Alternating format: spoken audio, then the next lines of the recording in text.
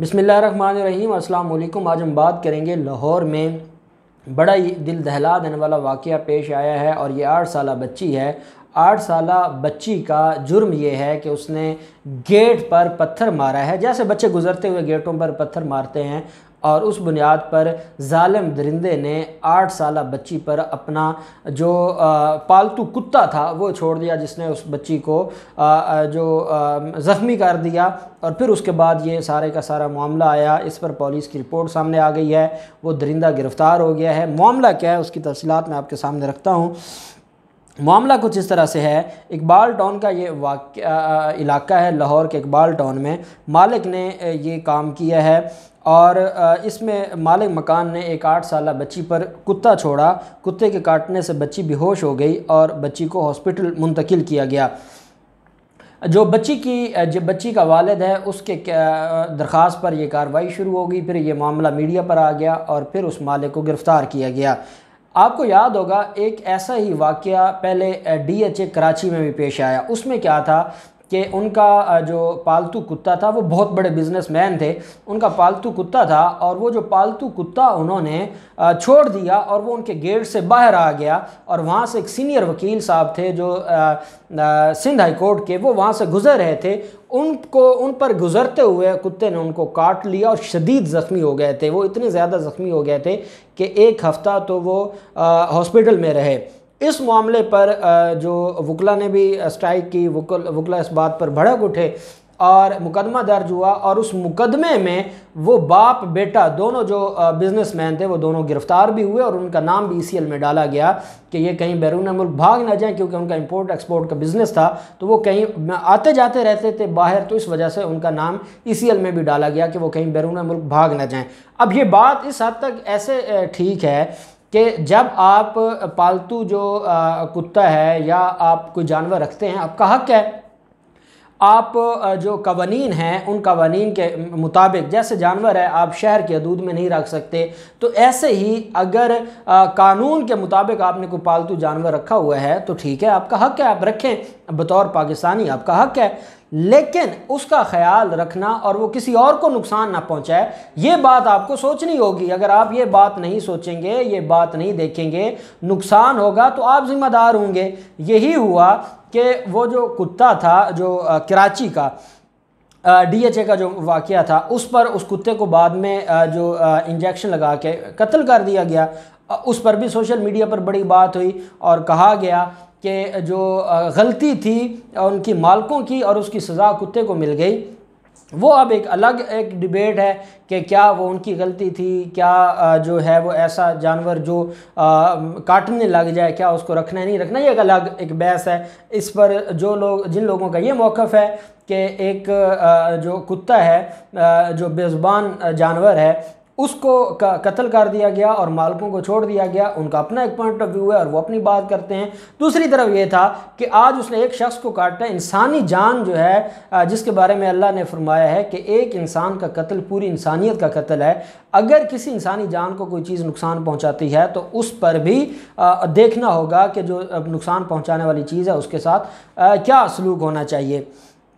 अब दूसरी तरफ यही वाक़या हुआ लाहौर में, और यहाँ पर तो जुल्म ये हुआ, वहाँ पर उन्होंने ख़ुद नहीं छोड़ा था, उनकी गलती थी। जैसे कत्ल भी सबब में हम पढ़ते हैं कि कत्ल की 4 अक़साम हैं। अब कत्ल भी सबब जो है उसमें यह कहा जाता है कि उस शख्स ने उसकी इंटेंशन नहीं थी, विदाउट इंटेंशन उसने कोई इल्लीगल काम किया है। उस इल्लीगल काम से मुराद या अनलॉफुल काम से मुराद ये नहीं था कि किसी को नुकसान पहुंचे, लेकिन उसमें एक मिसाल दी गई कि अगर गली से कोई गुजर रहा है और वहाँ पर गड्ढा खोद दिया है और गड्ढा उसने किसी मकसद के लिए खोदा है, लेकिन वहाँ से गुजरते हुए कोई शख्स उस गड्ढे में गिरा है और उसकी डेथ हो गई है, तो ये उसने अनलॉफुल काम किया था। पब्लिक जो रास्ता था या उस गली से जो लोग गुजरते थे वहाँ गड्ढा खोदना अनलॉफुल काम था। अब उसने खुद गड्ढा इसलिए नहीं खोदा था कि कोई उसमें गिरे और मर जाए, और उसका मकसद किसी को मारना भी नहीं था, लेकिन फिर भी उसके इस अमल से किसी की जान चली गई, तो उसको हम कहते हैं कत्ल बिसबब। सेक्शन 322 जो हमारा पिनल कोड है वो इसको डील करता है। ये कत्ल बिस्सबाब भी यही है कि उन लोगों की गलती नहीं थी, उनकी गलती थी, इंटेंशन नहीं थी कि किसी का नुकसान हो। गलती ये थी कि उन्होंने गेट खोला, वो बाहर निकल गया, फिर उसका ख्याल रखना उनकी जिम्मेदारी थी। अनलॉफुल एक्ट की वजह से उनके खिलाफ ये मुकदमा हुआ। अब यहाँ पर क्या होता है, रशीद नामी शख्स के मुताबिक बच्ची ने उसके घर के दरवाजे पर पत्थर मारा था, जिस पर वो गुस्सा में आ गया और कुत्ता छोड़ दिया उसने। और ये वो खुद कन्फेस भी कर रहा है। गिरफ्तार मुलज़िम के खिलाफ वालिद की मुद्दत में बच्ची पर कुत्ता छोड़ने के इल्ज़ाम में मुकदमा दर्ज किया गया।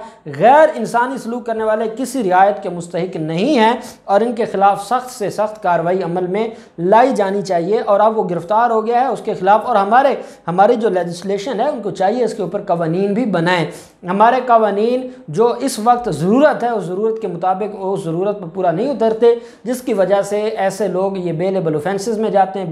बेलेबल ऑफेंस में ये इनको रिलीफ मिल जाता है। तो हमारे जो लेजिस्लेशन है उनको चाहिए कि ऐसे मामलात पर कानून साजी करें, कानून साजी करके ऐसे लोगों के लिए सख्त से सख्त सज़ाएँ जो हैं वो उन पर सज़ाएं लागू की जाएं, उनको सज़ाएं दी जाएं, ताकि कल कोई भी ऐसा काम ना करे और कोई भी ऐसी गलती। एक 8 साल बच्ची है, हमारे यहाँ कानून में 8 साल बच्ची अगर कत्ल भी कर दे तो कानून उसको कहीं ना कहीं प्रोटेक्ट करता है कि उसकी तो इंटेंशन ही नहीं थी, उसका तो जहन इस काबिल है ही नहीं कि वो गलत और सही का जो है वो फ़र्क कर सके। हमारे यहाँ जब ला के ऊपर अमल दरामद शुरू होता है या ला एग्जीक्यूट होना शुरू होता है तो कहा यह जाता है कि 7 से 12 साल की उम्र में तब कार्रवाई होगी जब वो उसका जो वो चीज़ों को समझने के काबिल हो। जब वो समझने के काबिल ना हो तो कार्रवाई नहीं होती। और 8 साल बच्ची ने अगर पत्थर मार भी दिया था तो कौन सी क़यामत आ गई थी कि जिसकी बुनियाद पर उसने ये काम किया है। ये एक मेंटेलिटी है, अदम बर्दाश्त का जो रवैया है। इस अदम बर्दाश्त ने हमारे यहाँ छोटी छोटी बातों पर, आप अक्सर देखते हैं आजकल मुख्तलिफ वीडियोज़ वायरल हुई हैं, CCTV फुटेजेस से वो वीडियो वायरल हो जाती है कि छोटी सी बात पर कोई किसी की जान ले लेता है, छोटी सी बात पर छोटी सी डकैती, एक मोबाइल फ़ोन के लिए कोई किसी की जान ले लेता है। इंसानी जान को जितना आसान समझ लिया गया है और इंसानी जान की जितनी नाकदरी की जा रही है, ये मुआशरे हमेशा ख़त्म कर देती हैं ऐसी सोचें। और ये जो अदम बर्दाश्त का कल्चर है, इस पर हमारे रियासत को भी काम करना चाहिए। इसके ऊपर बाकायदा मीडिया, सोशल मीडिया के ज़रिए प्रोग्राम्स हों और लोगों को बर्दाश्त सिखाई जाए कि कुछ नहीं हो गया, खैर है, कुछ नहीं हो गया। अब आप देखें गाड़ी से कोई गुजर रहा है, गुजरते गुजरते अगर गाड़ी एक बंदे ने गलत कहीं पर पार कर दी है, दूसरा गुजरेगा, वो पहले गाड़ी से निकल के उसको जो गालियाँ देगा। फिर अगर कहीं पर एक बंदे की इंटेंशन नहीं भी थी लेकिन उसने गलत जो है वो टर्न ले लिया है, उसकी बुनियाद पर वो एक दूसरे से लड़ने लग जाएंगे। फिर वो लड़ाई कहाँ से कहाँ पहुँच जाती है। तो इन चीज़ों का खात्मा होना चाहिए और मैं ये समझता हूँ कि इस शख्स के ख़िलाफ़ कार्रवाई होनी चाहिए। और ऐसे जो गैर इंसानी सलूक करने वाले लोग हैं, ये किसी भी रहम के मुस्तहिक नहीं है। अब देखते हैं इस केस में मज़ीद क्या होता है और मैं उम्मीद करता हूँ पुलिस इस केस को एक मिसाली केस बनाएगी ताकि आइंदा कोई ऐसा काम न करे। अल्लाह पाक पाकिस्तान कामयाब नासिर हो। बहुत शुक्रिया। अल्लाह हाफ़िज़। पाकिस्तान जिंदाबाद।